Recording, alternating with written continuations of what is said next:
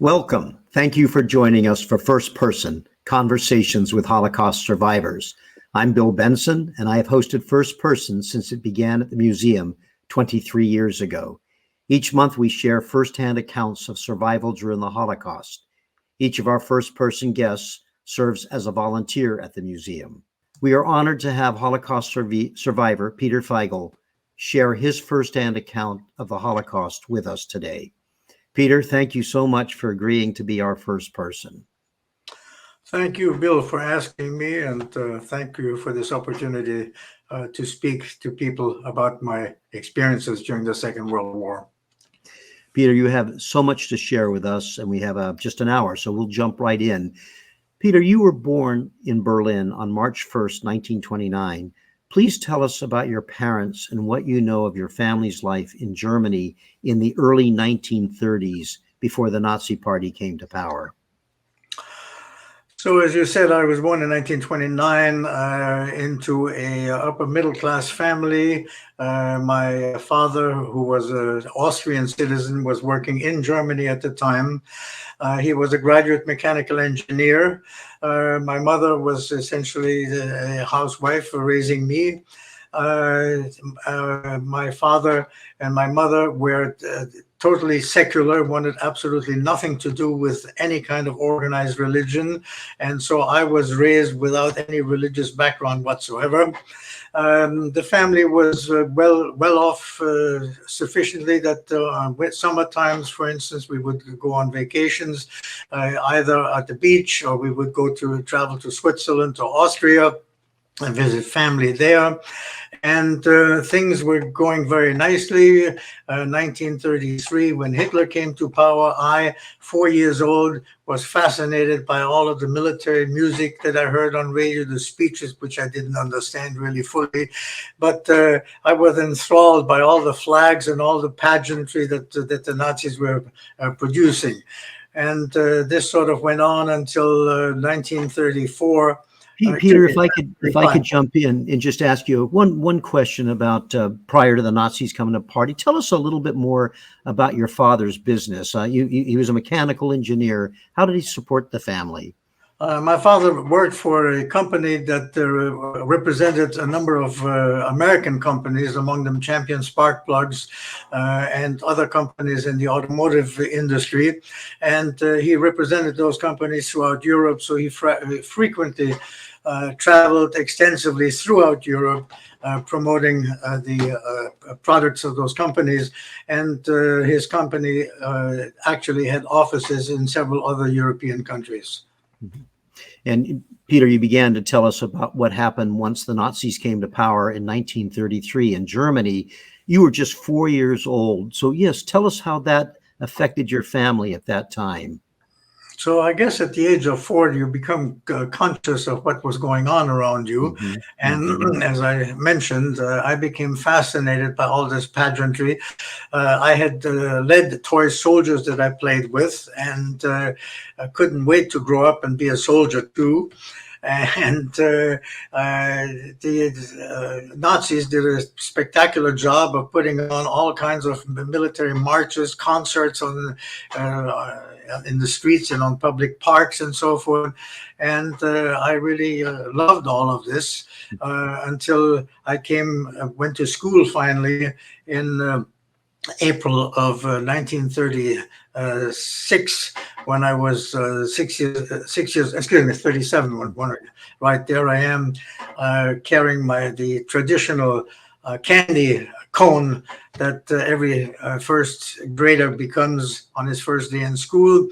And here in school, I learned how to read and write, and our teacher produced a book and read from it and showed it to us. And the book was entitled The Poisoned Mushroom.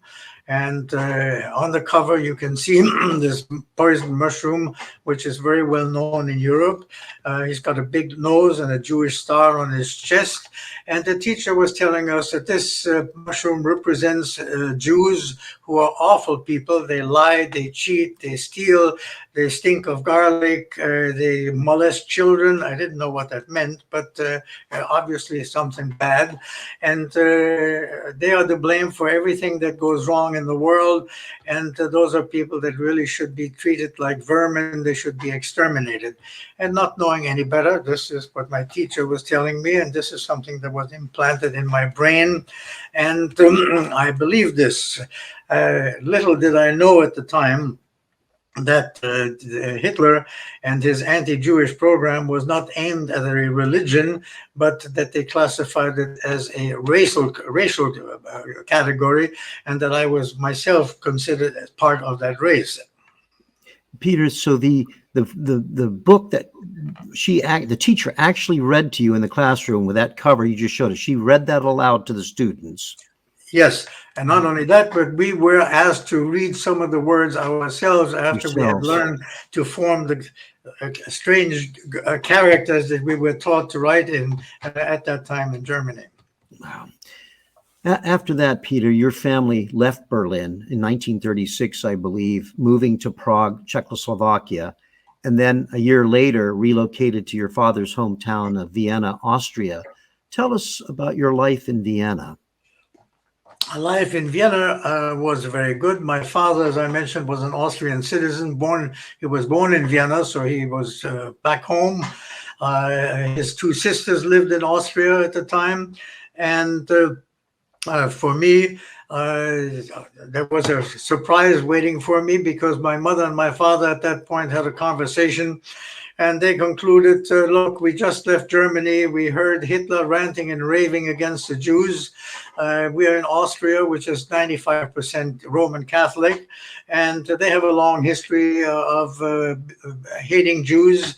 Why don't we have Peter baptized? So at that point, I was baptized, learned the catechism, had my first communion in Vienna. There you see me in my first communion outfit. From that point on, I really considered myself a Catholic. I even was on several occasions also asked to serve as altar boy. So life was good in Austria. I continued going to school there, and all of this sort of took a turn in another direction on the 10th of March of 1938. Before we turn to that, just if I can ask you, Peter, and then I also want to share something with you. At that point, when you were baptized and later had your first communion, you considered yourself Catholic. Did you know anything otherwise? You just thought you were a Catholic boy? I knew nothing other than that. I had no idea that I was part of the Jewish race, and I just continued living. I went to church frequently. My parents allowed me to go there, or urged me to go there, and I had no way of thinking anything else. Peter, you began to tell us how things changed in 1938. Germany annexed or seized control of Austria in March 1938, and they received enthusiastic support from most of the country's population. What do you recall of that annexation by Germany? Well, here I am, a 9-year-old at this point, and all of a sudden they reappeared, or appeared for the first time in Austria. All of the fanfare and the flags and the military marches and so forth that I had heard in my early childhood. And I found this fascinating. And I heard that Hitler was coming to Vienna, and I wanted to see Hitler. And I ran away from home and joined this mob. There were several hundreds of thousands of people waiting to see Hitler. We saw him coming by in a car, in an open car, and we were all screaming, "Ein Volk, ein Reich, ein Führer," one people, one empire, one leader. And I was chafing at the bit to join the Hitler Youth, because they had snazzy uniforms with a sand brown belt, and with the uniform came a dagger. And boy, did I want to join them and march with the drum corps that they had. That sounded just great. So nearly 4 hours passed before I got back home, and my mother was furious at the time. She yelled at me and she said, "Where have you been?" And I told her very proudly, "I saw our Führer." And my mother slapped me left and right and told me, "He is not ours, and don't you ever forget it." I was very confused at the time, but within a matter of about 7 or 10 days, we packed one suitcase each and left and headed for Belgium. Peter, was it difficult for you to be able to leave and get out of Austria? Fortunately, my father had no difficulty in doing so because, as I mentioned, he was traveling throughout Europe on business. So he had multiple entry visas for many countries, and his company had an office in Antwerp, Belgium. So at the border, we were interrogated by German police, and they asked my father, "Why are you fleeing the German Empire?" And my father said, "We're not fleeing the empire. As you can see, we only have one suitcase each. I'm going to my office in Antwerp, and I thought I'd take my son and my wife with me just for a week, and we'll be back in Vienna in no time at all." So they finally allowed us to go. So Peter, that you took one suitcase each, so you literally left everything else behind. We left everything behind, and I was, of course, very upset about the fact that I had to leave behind my electric train set and my toy soldiers and my stroller. And also, I found myself in a country where they didn't speak my language. They didn't speak German. So I had to go to school and learn not only one, but two new languages, French and Flemish.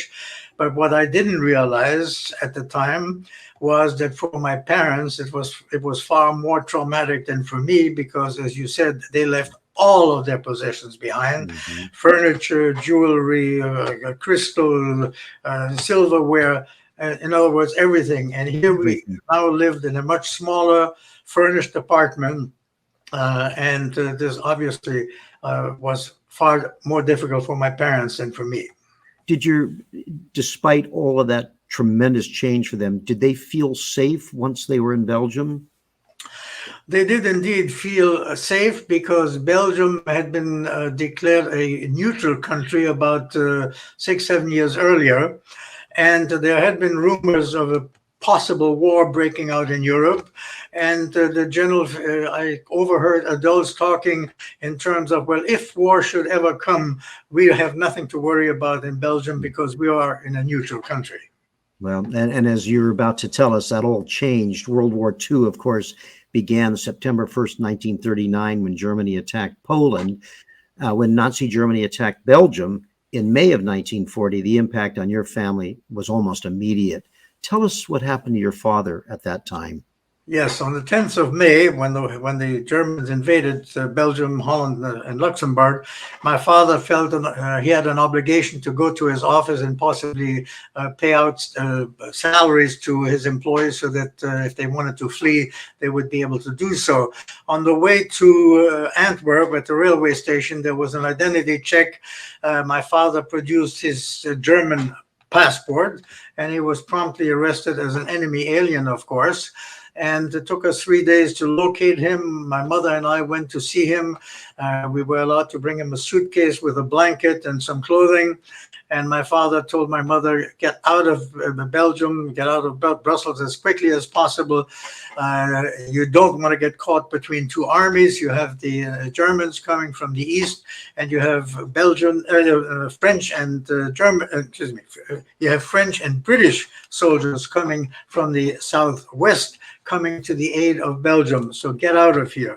So my mother and I and my grandmother, all three of us, fled with hundreds of thousands of refugees, headed for France.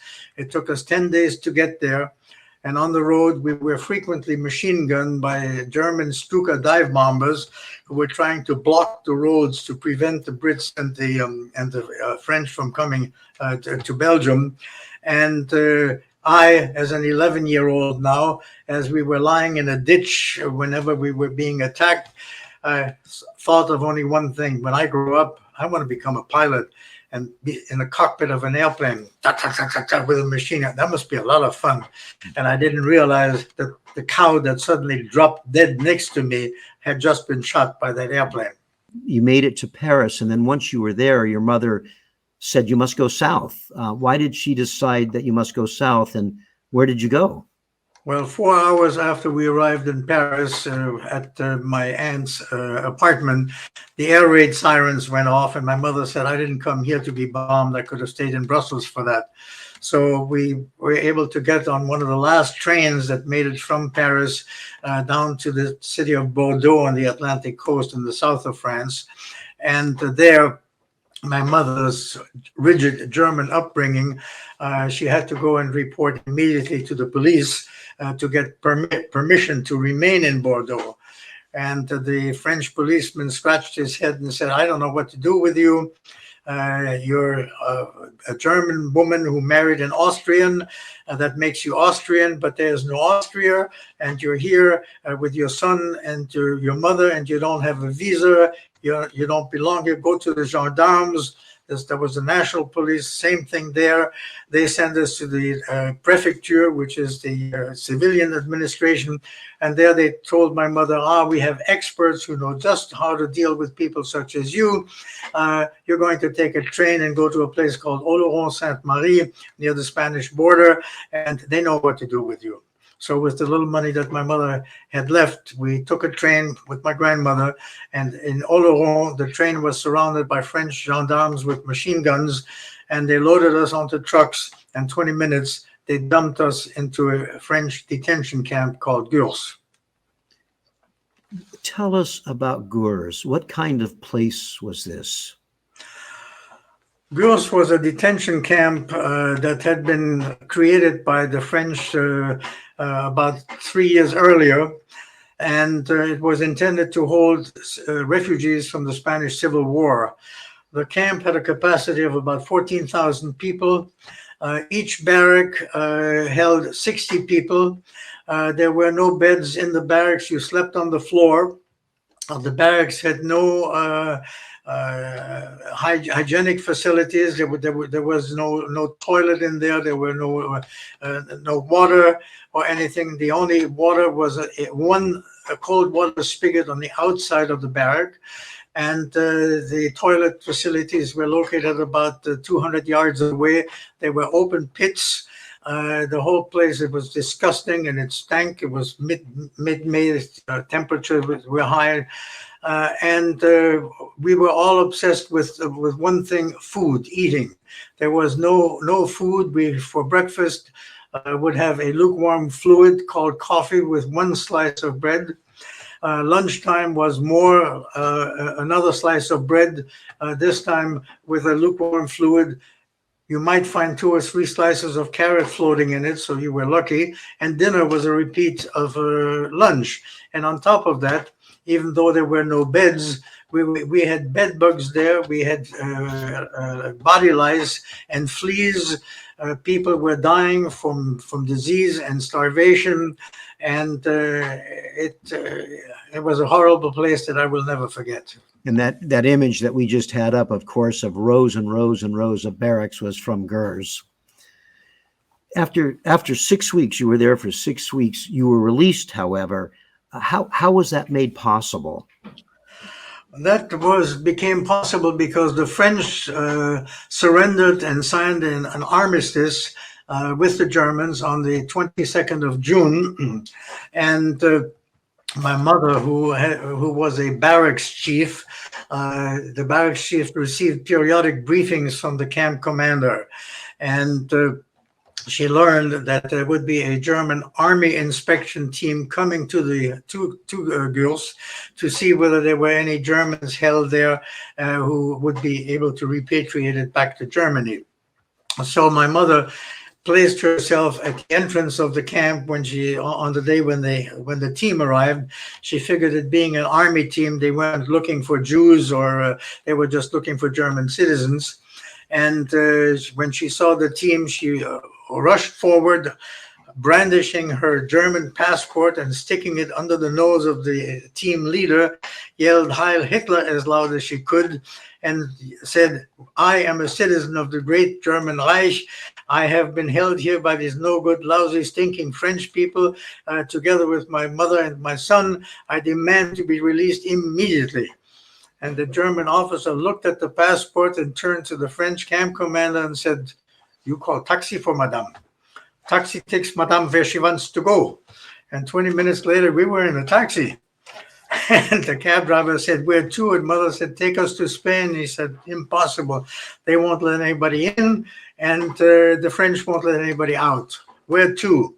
"Take us north." So we started driving north for about 4.5 hours. With no certain destination, just going north. No destination. When we came through the town of Toulouse, one of the major cities in France, my grandmother left us because she had discovered, I don't know how, but she found out that when my aunt, who had been in Paris, managed to get to Toulouse, and my grandmother said, "Look, you have enough problems handling Peter. I'm going to leave and join my other daughter, and good luck." So we continued driving for about another hour until we came to a town called Auch.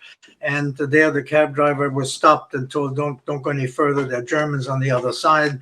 And that's when my mother rang the doorbell of a big, large red brick building.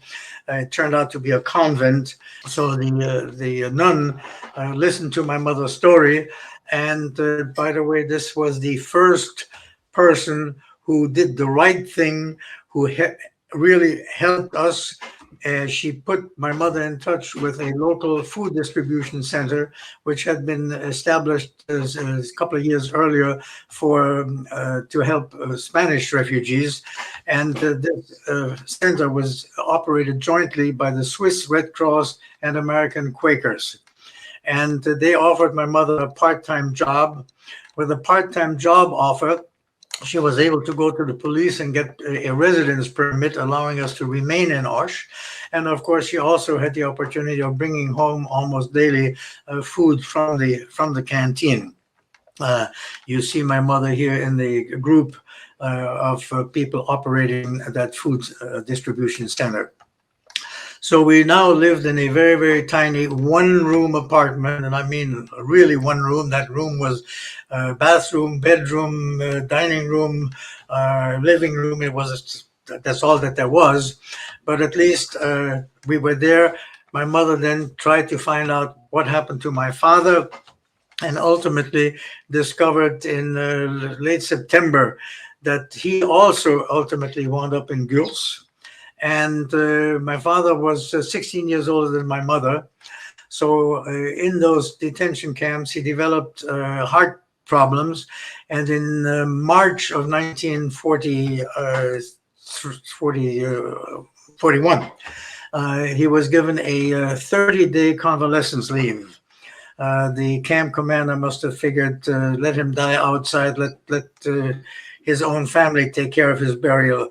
So he was able to join us in that one-room apartment, but at least we were together, and my mother succeeded on a monthly basis to get an extension to this convalescence leave that my father had. And then she tried everything possible to keep him alive. When you were reunited at that period after he was released from Gurs on convalescence leave, had your mom, until she found him, had she had any communication with him since you last saw him in Belgium? No, she the first communication she had with him was in September when she located him. First, some postcards, and as a matter of fact, in October she was given permission to visit him, and she spent, I think, a day visiting him in Gurs. You were reunited with your father. Your mother and you and your father remained together until the summer of 1942, when you went to a summer camp that was run by the Quakers. What happened to your parents while you were away at camp? Well, first of all, my parents, my father was not allowed to do any work. The Vichy government, which was the government run in the southern part, the so-called unoccupied zone of France, passed anti-Jewish laws that were even more restrictive than the Germans' Nuremberg laws. And so he wasn't able to gain any money at all. My mother was working as a cleaning lady and so forth in order to try to keep us alive. And it was difficult. Fortunately, the Quaker canteen arranged for me to go to a summer camp, which was located about 20-25 miles away from from Auschwitz that summer. And I was very happy to go there. There were other children, and the camp was run by a lady who was a devout Catholic, and took me almost daily to 7 o'clock mass with her. And in the middle of August, somewhere around the 5th or 16th of August, my father suddenly appeared. He had ridden on his bicycle, which was very surprising to me, considering that he had his heart trouble. And he came to give me a small pouch, which he put in my pocket and told me to keep it. And he said he had to go back right away to Auschwitz because there was a curfew and Jews were not allowed to be on the street after dark. So as he climbed on his bicycle, we were on the crest of a hill, he disappeared from my view. And as he did so, I was overcome with a horrible feeling that this is the last time, I'll never see him again. And indeed, a few days later, on the 27th of August, Mrs. Cavaillon called me to her office and said, "I'm sorry, Peter, to have to tell you that your parents were arrested yesterday. I don't know, I have no further information, but don't worry about it. I'm going to organize a novena. And at the end of the nine days of prayers, I'm sure your parents will be restored to you." And that prompted me to begin writing a diary in which I was going to record on a daily basis what was happening to me, around me, and so forth. Because as you can see here, this is the front cover of the diary. I crossed out the word carnet, which means a small notebook, and I wrote there, "Diary dedicated to his parents," and then my name, Feigl Pierre, and August 27, 1942. And on the right side, I wrote, "This diary is dedicated to his parents in the hope that it will reach them both in good health." Signed, their son, Pierre Feigl, Condon, on the 27th of August, 1942. And that began, of course, your keeping that diary, which we'll talk a little bit more about. And just note that that was written, 81 years ago in your hand. Peter, soon after the arrest of your parents and you finding out about that, French gendarmes, police, came to the summer camp where you were looking for you. Why did they come looking for you, and how did you evade them? Well, the gendarmes came to arrest me because I was registered in the Vichy government as being a member of the Jewish race, and they were rounding up the Jews at that time. And fortunately, Mrs. Cavaillon, the director of the camp, made me sick and told the gendarmes that I was too sick to be moved. I was running a high fever. They confirmed after taking my temperature that indeed I was untransportable. And this is recorded in my diary. And they came back on a couple of other occasions. Meantime, Mrs. Cavaillon wrote to the Quakers in Toulouse and said, "You've got to help me. I have this Jewish child on my hand, and the police are here to arrest him." The Quakers told her that they have been given permission to take 500 orphans to the United States in the latter part of November. Have Peter fill out these forms, which I did. And under religion, I wrote Catholic. And a few days later, the Quakers wrote back and said, "Mrs. Cavaillon, you don't understand.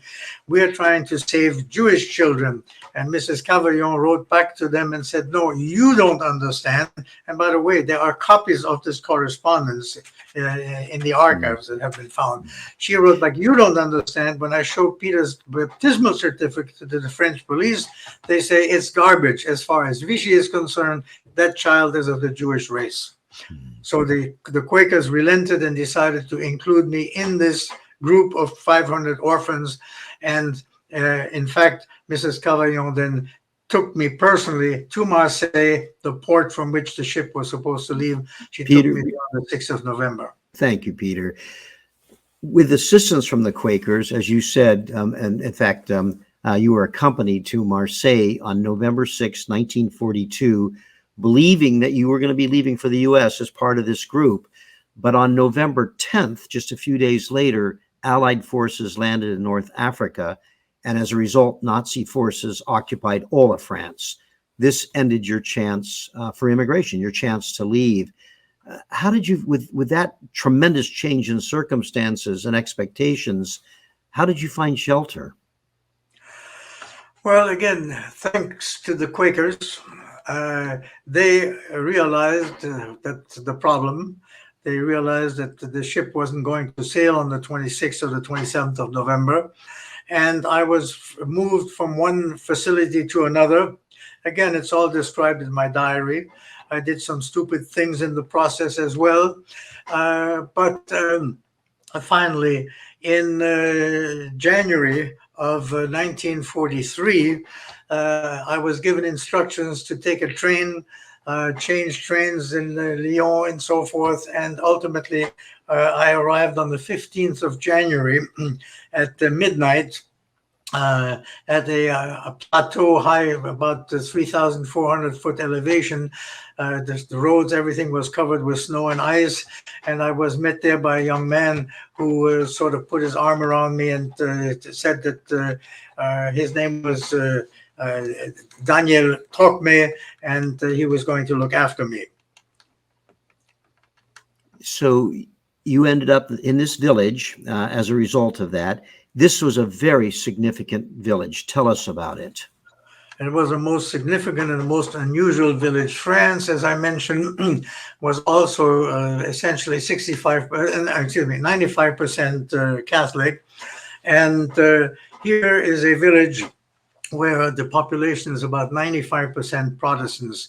They are the descendants of the early Protestants, also known as Huguenots in France, who were persecuted back in the 16th century. And there was an infamous massacre, the Saint Bartholomew massacre in Paris, where some 10,000 Protestants were slaughtered by the Catholics at that time. Well, their descendants here established, able to settle down and survive. These are people who are strong believers in the Bible, and some 5,000 residents in Le Chambon and in the surrounding area decided, inspired by their pastor André Trocmé, who told them, now is the time to fight the enemy with the weapons of the Spirit. They knew what he meant. And there was a documentary made about the village. And there's this, I'm very moved about it. There's an elderly lady who shuffles towards the temple, and she's carrying a Bible in the crook of her arm. And the film producer asked her, but Madame, how could you do this? It was very, very dangerous. It was against the law to help Jews. You could have been executed for doing so. And she, in the most natural way, taps the book and says, it says so here, that if someone is hungry, you share what food you have. If someone needs shelter, you open your door and you provide shelter. And these are remarkable people who could have enriched themselves by selling what little food they had on the black market, but instead they fed and sheltered some 3,500 refugees, of whom, they sheltered some 5,000 refugees, of whom about 3,500 were mostly Jewish refugees, and I was one among them. You see me here in that photograph in the group of about 24 children that were sheltered in the home that was managed by Daniel Trocmé, the cousin of the pastor André. Peter, You marked the end of 1942 and the start of 1943 with photographs of your parents in your diary. But soon after that, your diary suddenly ends on February 1st, 1943. Tell us why you stopped writing in that diary. Well, the diary ended on the 1st of February 1943 when Daniel Torkme saw me writing, and he wanted to know, what are you writing? He looked at it and he realized that it was a diary which contained a number of dates, names, addresses of people, and had the diary fallen into the hands of the police, it would have been curtain for those people. So he confiscated the diary. You stayed in Les Chambon for 10 months, and in the fall of 1943, you were sent to a boarding school in the town of Figeac. Tell us about your time in Figeac.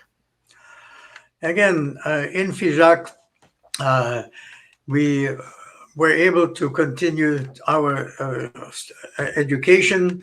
I was concerned about the fact that of the other 4 boys that came with me from Le Chambon, there were 2 of them who spoke with a heavy Polish or Jewish accent.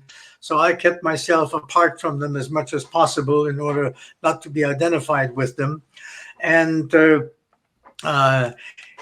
many years later, I learned that there had to have been someone at the school who knew very well that we were not native Frenchmen. And it turned out that it was the principal of that school, who was also, by the way, recognized by Yad Vashem as just among nations, but at great personal risk to himself and his family. He protected us and never gave us away. Were there other Jewish children there besides you? To my knowledge, only I and the other 4 boys who came from Le Chambon. Okay. Yes, we were the You were it.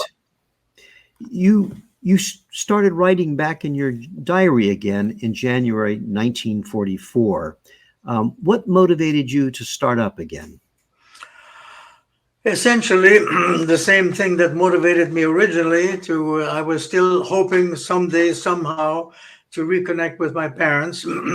And since Daniel Torkme wasn't there to keep me from writing, I began a second diary on the 1st of January. And again, kept a record on a daily basis of what was happening to me, what my grades were in school, what books I read, what I did in my free time, who my friends were, and so forth. And I kept this up. And for instance, on the 12th of May of 1944, I recorded that the town had been invaded by a SS division, Germans, who rolled into town and ordered all the males between the ages of 16 and 54 to report for assignment to a labor detachment. Well, at this point, I was a little smarter than I was when I was in Marseille. And even though I hadn't turned 16 yet, I decided I better lie low. I was still going to church at the time. I was an altar boy in the adjacent church, so I knew my way in there, and I hid in the bell tower for 24 hours. From the bell tower up there, I was able to see in the distance where the males were assembled and loaded onto trucks and taken out of town.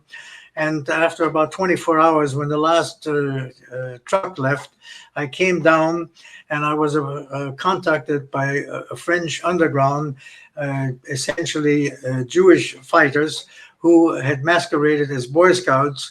And they told me that it was much too dangerous for me to remain in town and to be ready to move on a moment's notice. And they will give me instructions where to go. And of course, eventually, not long after, in May 1944, you were able to escape to Switzerland and remain there until 1946. How did you make it? How did you get to Switzerland, and how did you know you were safe? Well, on the 22nd of May, I got instructions to take a train again, told where to get off. I actually was part of a group of some 24 kids who didn't know one another. We were spread all over the train. And there was sort of a mother hen that was keeping an eye on us. She had been doing this for quite some time already. And in fact, the German Gestapo was just looking for her. Anyhow, we were instructed to get off the train in Viry, a small town, a small village, and there two passeurs, those were people smugglers, would take care of us. They gave us instructions on when to cross, where to cross, how to cross the border into Switzerland. And on a sign when there was a change of the guards, we were to go over the first row of barbed wire fence, and we would then find ourselves in the so-called no man's land. You had to run through the no man's land and get over to the next barbed wire fence, which is the Swiss barbed wire fence. We got over that one, and once we were on the other side, there was a Swiss soldier who ordered us, who arrested us and ordered us to get behind that building that you see there. Of course, we were illegal immigrants, and later on that day, that evening, I drew that sketch of the border crossing. It was burned into my mind, and you can see on the bottom it says France. That's the French side, and there's the first row of barbed wire. You can see the word no man's land and Swiss written in it. That is the Swiss side, and then over the second barbed wire fence, and then Soral Roman 2, that was the border crossing station on the Swiss side. Once we were on the Swiss side, we were loaded onto trucks, and the Swiss took us to a triage center, a small camp outside of Geneva, where they were going to decide what to do with us. And on the way to interrogation, someone, an older person, warned me and said, be very careful what you tell the Swiss authorities. They're sending the Jews right back into the waiting arms of the French and the Germans. So during interrogation, I pulled out my baptismal certificate. And when I showed it to the Swiss interrogator, he looked at it and he said, mais tu es catholique, bienvenue en Suisse, you're a Catholic. Welcome to Switzerland. So for me, fortunately, that was the end of the war. My father had given me the name of a business associate of his, a Swiss business associate. I gave that name to the Swiss authorities. They contacted that family, and that family decided to take me in. So I was given a refugee identity booklet and was allowed to join that family in Bern, Switzerland. And one of the first things they did is they bought me a new suit because the clothing that I had were terribly torn and so forth. So here you see me in a very fancy brand new suit and brand new shoes. Yeah. When and how did you find out what happened to your parents? Good question. Of course, shortly after they were arrested, there were two postcards that Mrs. Cavaillon, the director of the home, the summer camp, received from them, begging them to look after me. The last card was from a place called Drancy, which is a suburb of Paris. And supposedly they were being sent eastward for, quote, resettlement. No one really knew what that meant at that time. Many years later, of course, I found out that Drancy was the place from which all the Jews that had been rounded up in France were sent to Auschwitz. And I did not find out about Auschwitz until January of 1945, when the Soviet troops who were moving from the east and winning over the Germans, they came across the Auschwitz camp, and Switzerland, where the Swiss press had reports, photographs, and so forth of what was reported from Poland. And when I read those articles or heard about it, I realized that this might have been the fate of my parents. it wasn't until years later that I had any documentary proof that indeed that was their fate. They had been arrested, as I said, on the 26th of August. They arrived in Drancy on the 2nd of September, and they were loaded onto convoy number 28, convoy 28, on the 4th of September, and arrived in Auschwitz on the 6th of September. We're close to the end, so I have just one more question for you. As we face rising anti-Semitism, related conspiracy theories, and Holocaust denial, please tell us what we can learn from what you experienced during the Holocaust. I think the most important thing here is something that I tell students when I speak in schools. People are taught consciously or subconsciously to hate other people. And in my case, as I told you, I was taught to hate Jews, even though I was considered as being one of them. When I speak in schools, I tell them there isn't anyone in this classroom who has not either been bullied, was the bully, or witnessed being bullied. And the next time that you witness such a thing, it behooves you to stop it right then and there, dead in its tracks. Why should you do that? I'll give you two good reasons. The first reason is because it is the right thing to do, and everybody knows right from wrong. The second reason is that it's self-preservation. You might someday be in a minority. Peter, thank you so much for spending this hour with us. We could have gone on, I think, all afternoon. I wish we could share all that happened once you made it to safety and left Switzerland. But thank you so much for sharing with us today. Thank you very much, Bill, for interviewing me. And thank you very much to the audience for listening to me. Thank you very much. Bless you all. Thank you.